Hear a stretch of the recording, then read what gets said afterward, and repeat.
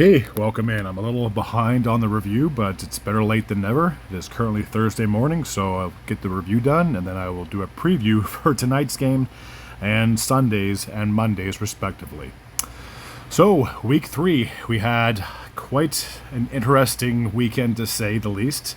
So we'll dive right into it. So I will go through the teams that I predicted that would have won, and I'll go through the teams that did win, and we'll take a look at my overall record. So heading into week number 3, I had a record of 23 wins and 9 losses. So we'll see how I did with my predictions. So Thursday night, we had a matchup in the AFC East as the Buffalo Bills played host to the Miami Dolphins. I did predict that Buffalo would win, and they have. So therefore, they are still undefeated on the season. They are sitting at 3-0, while the Miami Dolphins are sitting at 0-3. The next game took place between the Atlanta Falcons and the Carolina Panthers. And boy, was I ever wrong on this pick. I thought Atlanta may have a chance, and they didn't even show up. They had 0 points. It was 30-0. They got shut out by the Panthers.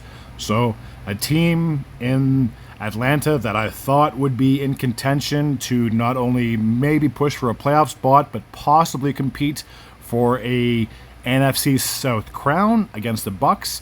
I feel like that has gone down the tubes. Now, granted, there's still 14 games remaining for a lot of teams, so there's still plenty of football to be played, but they already lost week 1 to Tampa, and they're already trailing them by 2 games in the standings. So it's looking a little bleak, to say the least, for the Falcons. As for the Panthers, they obviously got their first win of the season, so both these teams are sitting at 1-2. So I started off 1-1 with my predictions. The next game took place in Cleveland as we had the Browns playing against the Green Bay Packers. Now, I truly believe a lot of people would have predicted that Green Bay would have and should have won that game, and unfortunately, it was not meant to be. A late turnover in the fourth quarter turned into 7 points for the Browns, and then a field goal attempt at the end of the game was blocked, and then the Browns got the ball. They would gain they would gain a few yards, and then evidently they would get a game-winning field goal, winning 13-10. So they have their first win of the season. They are sitting at 1-2, and after the loss, Green Bay has suffered their first loss of the season. They are sitting at 2-1. So far, I'm 1-2 with my predictions. The next game took place in the AFC South as we had the Jacksonville Jaguars, and they played host to the Houston Texans. Another game that I got wrong. I thought Houston would have gotten their first win of the season.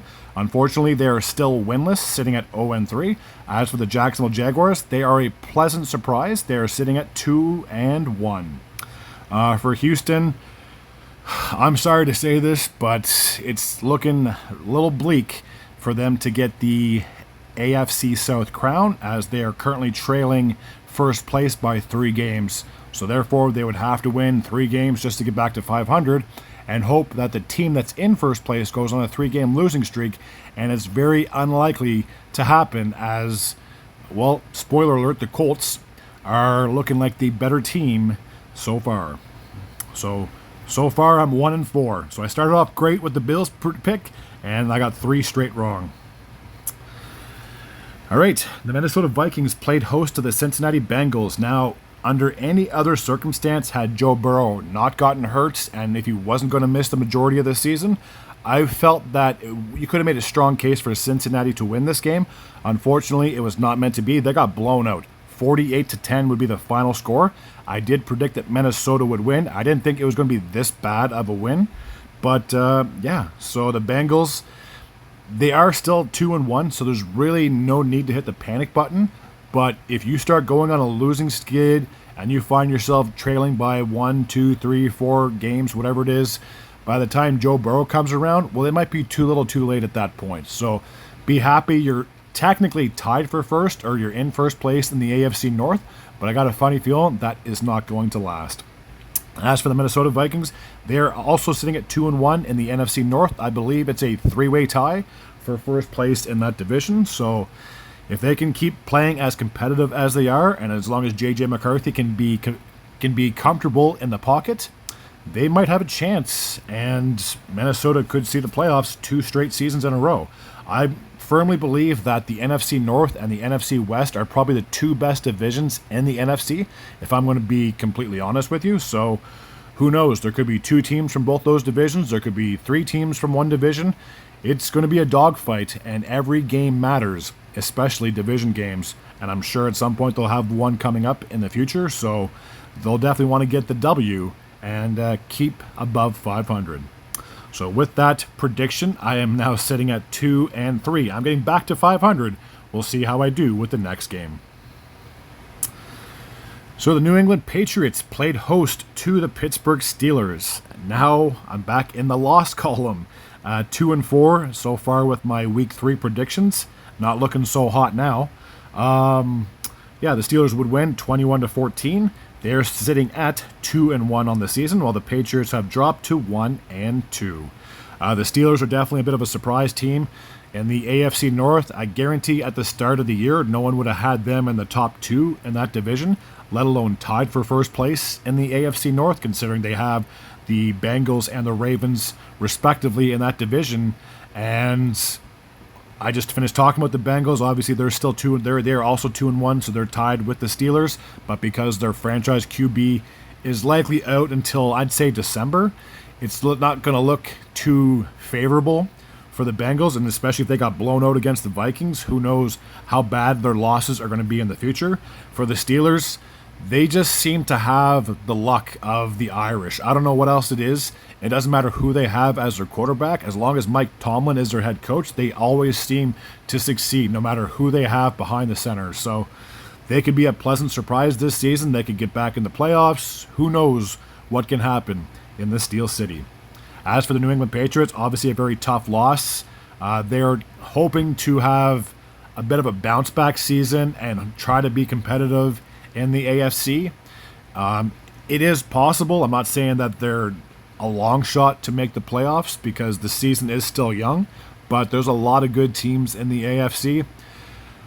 I've said this before that there could be as many as 2 teams in the AFC North.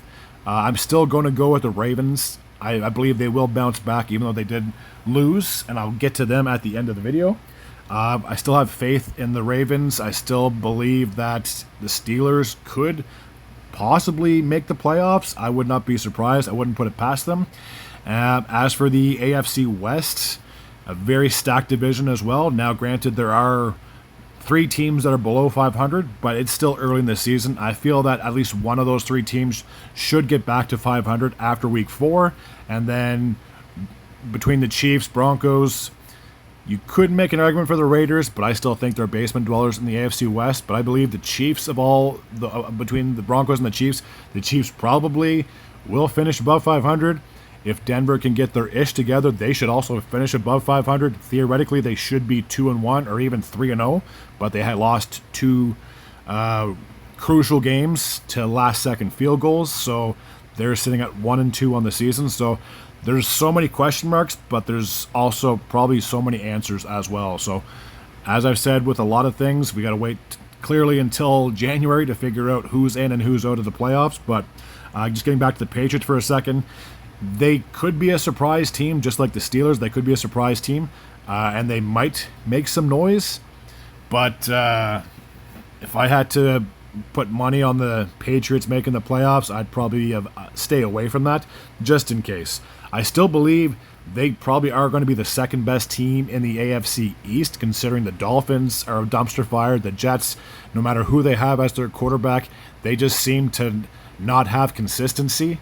And it's looking like their playoff drought's probably going to push to 15 years or 14 years, which is crazy to think because I remember watching them back in like 2010, 2011. They made it to 2 straight AFC championship games. They were so close to the Super Bowl, and they have not made the playoffs since. The last time they had a season above 500 was back in 2015-16 when they had Ryan Fitzpatrick under center. They actually finished 10-6 on the year, but unfortunately the Steelers had the same record as them, They could have won during the regular season, so that's probably why they got into the playoffs over the Jets, but it's hard to believe that's been almost a decade since they've finished above 500, and it's been almost 15 years since they made the playoffs. So it's looking very bleak for the Jets. So that's why I truly believe I would not be surprised if the Patriots finished second in the AFC East. Okay, we had a hell of a matchup between the Philadelphia Eagles and the Los Angeles Rams. I did predict that the Eagles would win. I didn't think it was going to come down to a last-second field goal attempt. Now, had the field goal not been blocked, the Rams could have easily come away with the victory, and they could still be perfect on the season, but because of a blocked field goal, and then the defender picked up the ball, ran it back to the end zone for a touchdown, so they would win by a score of 33-26, as you can see on the screen. So special teams definitely played a major factor in the Eagles' victory as they remain undefeated. So I think, let me see. So 1-1, 2-1, 3-1. 1-0, 1-1, 1-2, 1-3, 2-3, 2-4. So after the Eagles game, I'm sitting at 3-4 with my predictions. We'll see how I did the rest of the way. The Tampa Bay Buccaneers played host to the New York Jets, and speaking of those same Jets, they had momentum very late in the fourth quarter. I think they had the lead with under 2 minutes to go, and I'm pretty sure that was also from a blocked field goal. But then the Buccaneers got the ball, and for the third straight game, Tampa Bay was losing, and they still somehow came away with the victory. So for Tampa Bay, unless you have a two-score lead on them late in the fourth quarter, you can't rely on your defense to always bail you out, because there's living proof that you give Baker enough time, he'll find the wide-open receiver, tight end, whatever it is, and make the big throws when they count. So for Tampa Bay, they are still perfect on the season. They are sitting at 3-0, and the Jets, as I just finished talking about them, they are sitting at 0-3. Okay, the next matchup, I believe, took place in Tennessee, as we had the Titans playing host to the Indianapolis Colts. I'll keep this one very brief. The Titans are clearly going to be basement dwellers of the AFC South. They could maybe finish in third place if they can beat the Texans at some point during the season, because they are not playing that well either. As for the Colts, they have to be the favorite to come out of the AFC South now. 3 straight wins, and granted, the game against the Broncos came down to a last-second field goal attempt. But other than that, they've had multiple scoring games. Like I said, they just won by 21 points over the Titans. I know they won in week 1 against, who did they play? I should have it down here somewhere. Indy. Oh, they played the Dolphins, and then they destroyed the Dolphins as well. So this is a very good Colts team. Underappreciated, I would say, and if they can remain the way that they are, they might even finish third in the AFC. They can finish second in the AFC. Who knows? There's a lot of good teams on that side of the conference. But yeah, if you're a Colts fan, you have to be ecstatic. And the Titans fans, unfortunately, it is going to be a tough row to hoe. But I believe their future should be bright at some point. Okay, the next game took place in Washington, as we had the Commanders playing host to the Las Vegas Raiders. So an inter-conference matchup took place. I did predict that Washington would win, thankfully. So they are now sitting at 2-1 on the season, while the Las Vegas Raiders are essentially in like a 3-way tie for second place in the AFC West. They're sitting at 1-2. Speaking of the AFC West, we had the Los Angeles Chargers. They played host to the Denver Broncos. I didn't get a chance to watch this as I worked the night before and I had to sleep, but I did wake up to see the end of the game and watch the highlights. I've said this a couple of times, and I'm going to keep saying this until either my voice is heard or until maybe the coordinators get their ish together. But the one thing that I'm kind of iffy on with the Broncos offense and their play calling is I know Sean Payton loves to pass the ball. He's a pass-heavy coach. That's just his mindset. I mean, he had Drew Brees for all those years in New Orleans. I mean, I'm pretty sure he won a couple of throwing titles, if I'm not mistaken, or passing yard titles, whatever you want to call it, during his heyday. And it seems like he's trying to do the exact same thing with Bo Nix. Now, not saying Bo can't throw the ball, but he has had a few questionable throws. I mean, the third down late in the fourth quarter, when he threw the bomb down the field to Cortland Sutton, he overthrew him. That wasn't a necessary throw.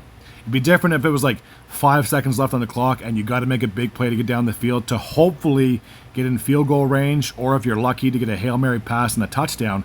But there was plenty of time left on the clock. They should have just ran the ball. They had J.K. Dobbins, and now with that, like, I just want to say this as a quick little side note. He didn't have the best first half of the game, but in the second half, he really came to play against his former team. If they had ran the ball maybe a few more times, and if Bo hadn't have thrown that interception late in the fourth quarter, there's so many what-ifs that could have gone the Broncos' way, but unfortunately, as I said, he overthrew it to Sutton. They had to punt the ball back, and then the Chargers had enough time to march down the field and kick a game-winning field goal. So a second straight special team loss for the Broncos, I guess you can say, but it doesn't fall on the special teams.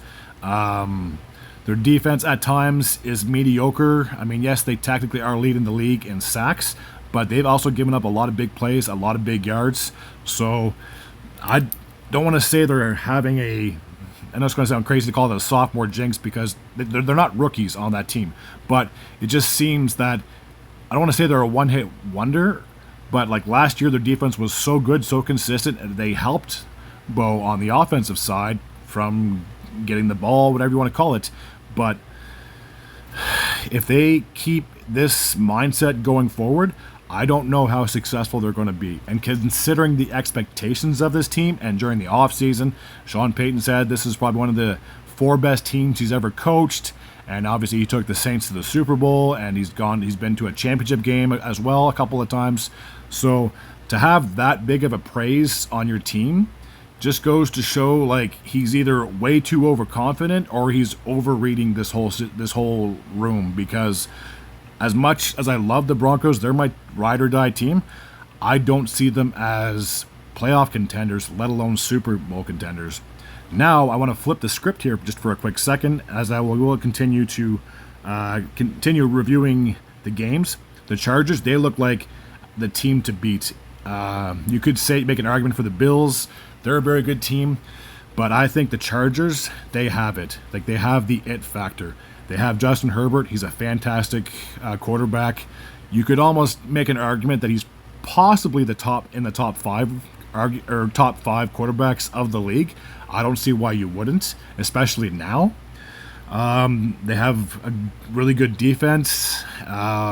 I can't rave enough about this, which is rare because normally if a team's in your division, you don't want to say too many ugly things or too many bad things, but I'm humble. I know when a team's good, I know when a team's bad, and I know my team's not that good, and the Chargers are definitely the better team. There's a reason why they're undefeated, and B, in first place in the AFC West. And the fact that the first 3 games in the season were all wins against division opponents, that could go a long way in sustaining them being in first place in that division and finally dethroning the Chiefs after what feels like a decade of dominating that division. So the Chargers are no joke. I can see them A, making the playoffs, and B, as long as they don't quote-unquote Charger it, they legitimately could be playing in a divisional game, in a championship game. It just depends on where they are at in the standings, how many home games they have. But yeah, this Chargers team is for real, and I did pick them. I did pick against my team, but there's a reason why I picked against them, and that's because they are the better of the 2 teams. All right, the Seattle Seahawks played host to the New Orleans Saints. 44-13 would be the final score, as you can see on the screen. Seattle, they have improved to 2-1, and I think there's like a 3-way tie in the NFC West. All 3 teams have 2-1 records, respectively. They could be a team that could be competitive this year. I know they missed the playoffs last year, but I wouldn't be surprised if they made a comeback and managed to get back into the postseason.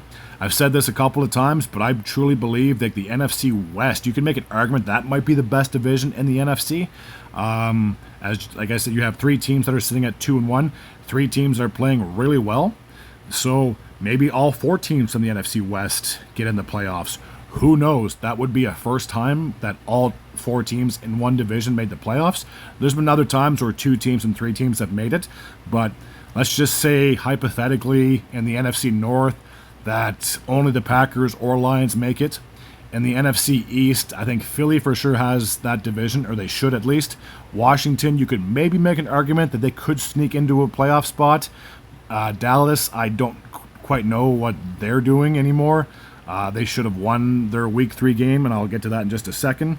And the Giants, unfortunately, are basement dwellers in the NFC East. So I think, in theory, maybe Philly is the only team that comes out of the NFC East. And as for the NFC South, that division is probably the weakest of all 4 teams. And I think Tampa has that division. After them, I just don't see a scenario where Atlanta and or Carolina make much noise this year and compete for a playoff spot. So just getting back to the Seahawks, I think they are a very good team. Hell, they could even win the NFC West. I'm not going to even put that by them. Now, I say that, and the Rams are still really good. The 49ers are still somehow unbeaten, even though they have been beaten up on their offensive side of things. But yeah, the Seahawks, I can't rave enough about them. Okay, how about them Cowboys? Haven't been to an NFC Championship game since the mid-90s. Haven't won a Super Bowl since the mid-90s. But they're still somehow America's team. I can't fathom that.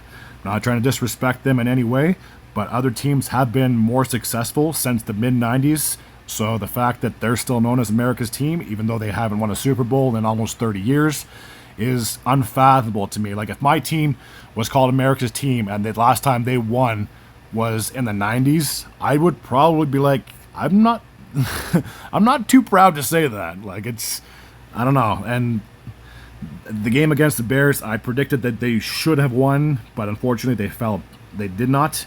So now both of these teams are sitting at 1-2. Does it go, like, here's the big question for the Cowboys. Does it just go to show how weak their defense is, or does it just go to show how much better the Bears are playing this year? That's like the big question, in my opinion. I really don't have an answer for that. So, yeah, that's all I really got to say. The Bears won 31-14. All right, in the NFC West, we had the San Francisco 49ers, who won by the skin of their teeth. 16-15 would be the final score. I did predict them to win, but even though they are so injury-plagued and injury-prone on the offensive side especially, I'm not trying to say this in any disrespectful way, so please, if you're a 49ers fan, you tune into this, please don't take this to heart, but they are not a good 3-0 team. I know they haven't lost a game, and if they can somehow keep winning these close games, that'd be good for them. They are, in theory, a good team. But because Purdy's out, because George Kittle's out, you have essentially a backup or a third-string quarterback in Mac Jones. Again, not trying to disrespect him either, but can he really carry this team to remain as good as they are? I've said this, as I've said before. You have the Seahawks and Rams and the Cardinals. You can make an argument for all 3 of those other teams, why they could maybe come out of the NFC West. Maybe, as I said before, maybe all 4 of these teams make the playoffs. And it's just crazy how good all 4 of these teams are. And for me, the Cardinals, they are definitely better now than they were the last 2 or 3 seasons. You got to think the last time they made the playoffs was back in the 2021-22 campaign, when they had a division lead late in the season. They fell apart at the end, ended up dropping down to a wild card spot, played the Rams in the wild card round. Unfortunately, they lost, and for the last 3 seasons, they've been trying to bounce back to get back into playoffs. They have not seemed like themselves, but this year just feels a little different. I mean, if they were able to be this competitive against the 49ers, who's to say they can't be this competitive against the Rams or the Seahawks or any other team in this league? So if they put up a dogfight against the 49ers, who are the best team in that division, and they're only trailing them by 1 game, then who knows where this Cardinals team can go. As for the 49ers, you got to hope that those key pieces, those key players can make a comeback at some point. And once Purdy's healthy, I know he'll improve the team. Once George Kittle's back, he'll also improve on the passing side of things. So you just have to think, for the 49ers, there should be upside to this, but they're kind of in the same scenario as, say, like the Bengals, where they're the top of their division, but if they start going on a 2 or 3 game losing streak, they could easily see that crown disappear for the top seed in your division. Okay, so we have the Sunday night game, which took place in the Meadowlands. The New York Giants played host to the Kansas City Chiefs. I did predict that Kansas City would finally get their first win, and they did. They would win by 13 points, 22-9. So they are sitting at 1-2. The Giants are still winless on the season. They are 0-3. And the lone game from Monday took place in Baltimore as we had an inter-conference matchup between the Ravens and the Lions. Now, I thought after the Ravens dominated the Browns in week 2 that they'd have just as good of a performance against the Lions. Now, granted, they did put up 30 points, but unfortunately, and it seems like it's a curse this year for fumbles, as Derrick Henry has fumbled the ball a few times. The first one was against the Bills. That cost them essentially the game. And this one, he fumbled against the Lions, and that pretty much sealed the deal right there. So he's got to do a much better job of holding onto the ball. Like, hold it like it's money. Hold it like it's the most important thing of your life. If you have to just fall down to avoid a hit and avoid the ball coming out, do that. Do whatever you can. Run out of bounds. Like, there's so many options that you can do. Now, hopefully they have a bounce back game in week 4 and they're able to get their ish together. But it's been a rough start, to say the least, because I don't think anybody had them sitting at 1-2 after 3 games. Now, it's not good, but there's really no need to panic. I've said this, I think, at the start, and I've said this in a lot of my videos, that even though they're technically 3rd in the AFC North, I believe they're better than their record. And I truly think they should bounce back. And I'm willing to believe that between the Ravens, the Steelers, and the Bengals, that the Ravens will still come out of the NFC North, unless they happen to go on a 3-game or 4-game losing streak. Then obviously it'll be tough for them to climb back up the standings. But I 100% have faith in Lamar Jackson. There's a reason why he's the 2-time MVP. You could make an argument that he's one of the poster boys of the NFL. I guarantee a lot of kids look up to him. And he's had success with the Ravens. He just hasn't been able to get to the Super Bowl. So I feel like for the Ravens, this is definitely, again, they're not off to the best start. But if there's one team that can, pull their head out of their ass and go on a couple of game winning streak, it's probably them. Okay, I've done this for about half an hour now, so I'll try to wrap this up. So I'm going to quickly just go over my picks that I did. So 1-0, 1-1, 1-2, 1-3, 2-3, 2-4, 3-4, 4-4, 5-4, 6-4, 7-4, 8-4, 8-5, 9-5, 10-5, 11-5. So, as the weeks are going by, I seem to be doing a little worse, because the first week I was 13-3. Actually, the next week I was 10-6, so I actually bounced back in week 3 to an 11-5 record. So, heading into week number 4, I have an overall record from predictions won and lost. I am sitting at 34 wins and 14 losses. So, I'm technically 20 games above 500 with my predictions, so I'm pretty happy about that. So, even if I happen to go 0-16 in week number 4 with my predictions, I'll still be above 500. I'm not looking for a perfect score, clearly, because I've already had 14 losses in 3 weeks. But as long as I can stay above 500 for the remainder of the season, I think I'd be content with that. Alrighty, as always, if you're new to this channel and you like this type of content, feel free to hit the sub button. I'd be very grateful and very appreciative as well. Until next time, and as always, take care.